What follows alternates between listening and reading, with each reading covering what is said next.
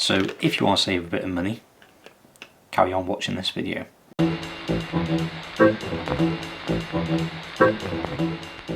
Hi folks, welcome back to the channel. If you're new here, my name is Ben and I'm a photographer and videographer based in North Wales. Along with photography and videography goes computers.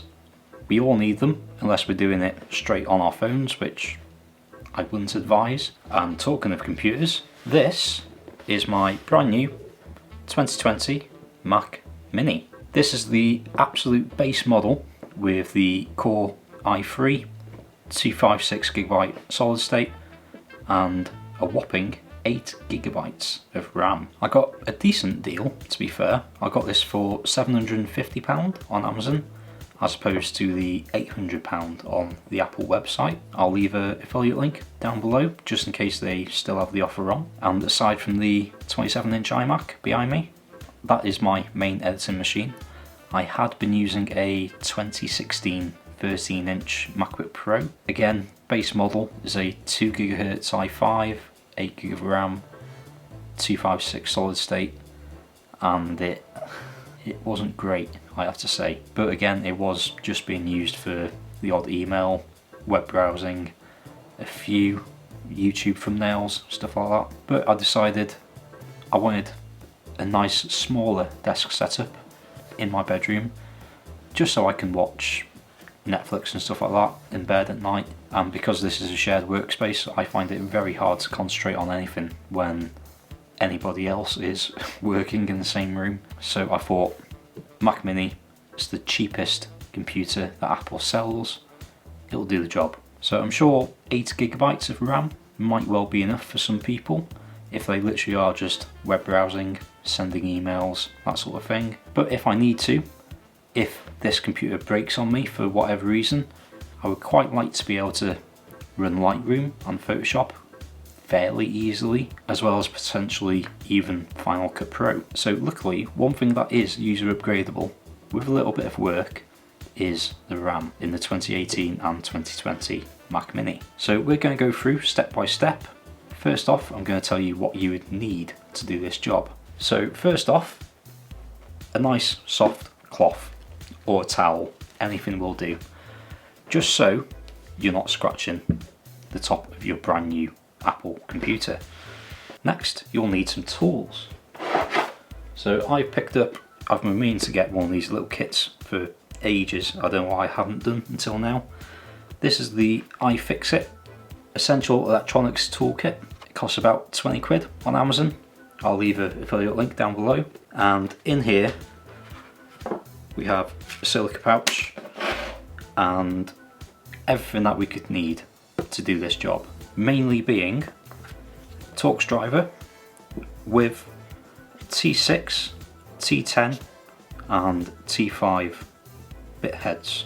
A little plastic prior, spudger, I don't know what the word is for them, to be honest. Some nice strong long tweezers and a little pokey thing that might come in handy. That's about it. Next is somewhere to put all the screws that you're taking out of this. So you'll see a lot of people, they'll have magnetic mats. I do not have one of those. I do have a magnetic bowl dish. So one way I could do this is just marking on the metal which screws were in which order, or on the inside of the lid of the iFixit kit there is a bit of a grid. You could just quite easily use those and go through in order. We'll see how we go. I'll use one of them at least. And then finally you'll need some RAM. So after a little bit of research, literally about 5 minutes of research, I discovered that the 2019 27-inch iMac takes exactly the same RAM modules as the Mac Mini. How handy. In the previous video I've already upgraded the iMac from 8GB to 64GB of RAM. It's a 2-minute job. It's a lot easier than the Mac Mini, but I've noticed that I've never used anywhere near 64GB of RAM. Even while I've been transcoding 4K S-Log2 Sony footage, whilst also importing Lightroom catalogues from weddings and stuff like that, or exporting mass quantities of images. I don't think I've ever used even 36, 40 gigabyte of RAM at one time. So I just thought I'll take 2 of the 16 gigabyte cards out of the iMac. I'll put the original 8 gigabytes back in, so that still has 40 gigabyte in there. And I'm going to swap out the 8 gigabyte inside the Mac Mini for 32 gig of RAM. So in the iMac I've been using 2 different types of RAM. They're both the same spec, but one set is from Crucial, the other set was from Corsair Vengeance. They're both 2666 MHz SODIMM RAM 260 pin modules. I just made sure to take out the 2 sticks that are the same. There's a general rule of thumb, you want to have matching sticks in whatever machine you're using. But I'll leave links again to this kit and the Corsair kit as well. They're both roughly the same price. The price goes up and down on Amazon, anywhere between £110 and £150, something like that, for 32 gig of RAM, which on the Apple Store could cost you £600. So if you want to save a bit of money, carry on watching this video. So I'm going to switch cameras so that I can have a downward facing rig. You'll still have my audio, and then hopefully I'll see you at the end with a working 32 gig of RAM Mac Mini. Let's go. Okay, so the very first thing that we want to do is simply turn the Mac upside down. Then you also want the writing to be the right way up as it's facing you. So you can clearly see here it says Mac Mini looking straight at us. First tool we'll need is the blue plastic spudger or prier, whatever it's called, and very simply stick it underneath the edge of the black plastic cover and give it a bit of a wriggle and it should just pop straight off. Next we're going to need the T6 or TR6 Torx driver. So there's 6 screws on the back of the Wi-Fi antenna plate here. These are 2 different sizes of screws. So to start with, we're going to look at the 12 o'clock, 4 o'clock and 8 o'clock screws. These ones are slightly bigger and slightly longer. They are still very short, so it doesn't take much work at all to get them out. And then we'll move on to the 2 o'clock, 6 o'clock and 10 o'clock screws. Now do be sure to keep these separate from each other and label which one is which as well, because they do need to go back in the correct holes at the end. Now we can gently lift up the Wi-Fi antenna plate and lift it up to the one side, as you see I'm doing here.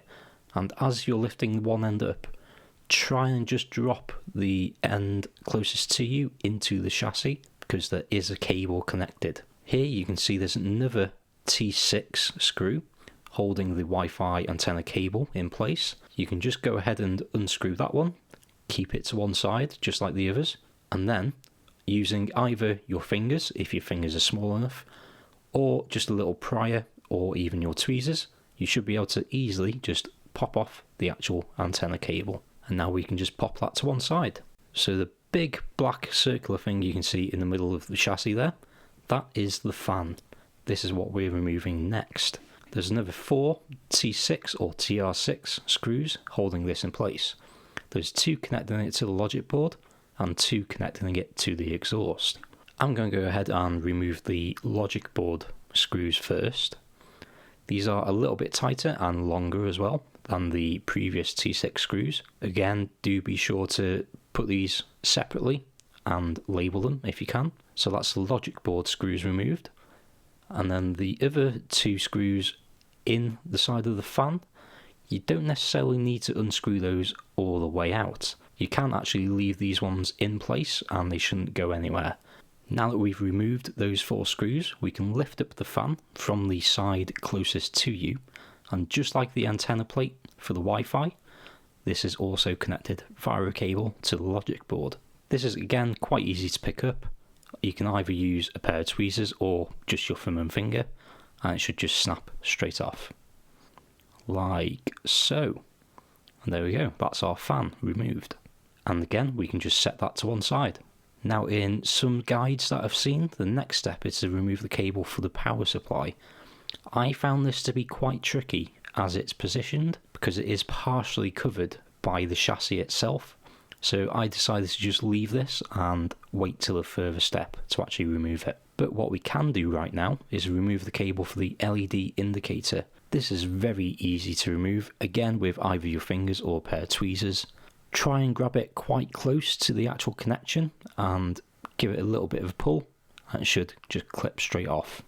Next up, you can see two larger screws. These are T10 or TR10 Torx screws, and these are what are actually connecting the logic board to the chassis itself.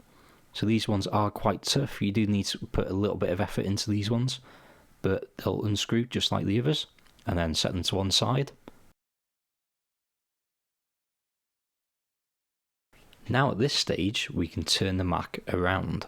So you just want to flip it 180 degrees, so all the ports and the writing that you can see at the bottom is facing away from you.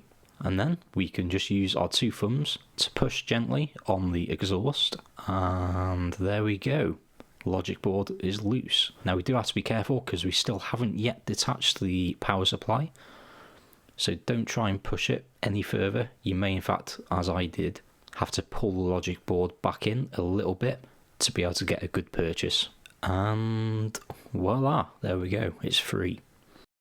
And now that there's nothing else plugged into the logic board, we can just slide the whole thing straight out. It does still blow my mind at times just how tiny all these components are. So this silver perforated shield here, this is our RAM shield. Whether it acts as some sort of heat shield or heat sink, I'm not too sure. But it is sat right on top of the CPU, so I imagine that might be some logic to it. So connecting this to the logic board are 4 T5 screws, or TR5 screws. So we need to attach our TR5 driver, and then these will simply unscrew. Set those screws to one side. We do not want to lose any of these. And then once they're all detached and safe, we can just lift up the metal RAM guard up and forward as you're looking at it here, and it will come straight off, revealing our two RAM modules. On either side of the RAM modules, you'll see these two little black rubber guards. We can quite simply pull those off to one side and upwards, which will also dislodge the RAM modules, which means that they're free and we can just lift them straight out. So there are our two 4GB RAM modules as standard. This is probably the easiest part of this whole exercise. So on these SODIMM RAM modules, there is a little notch along the pin side of the module. Just make sure that it's in the same place, i.e. in the same orientation as the original RAM sticks, and then you can go ahead and just place the new sticks straight in there. There's one.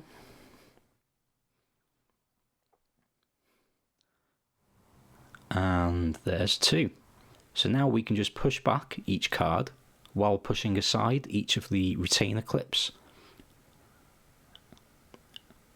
and they should just clip straight in. Now we're on the home stretch, we're putting it all back together again.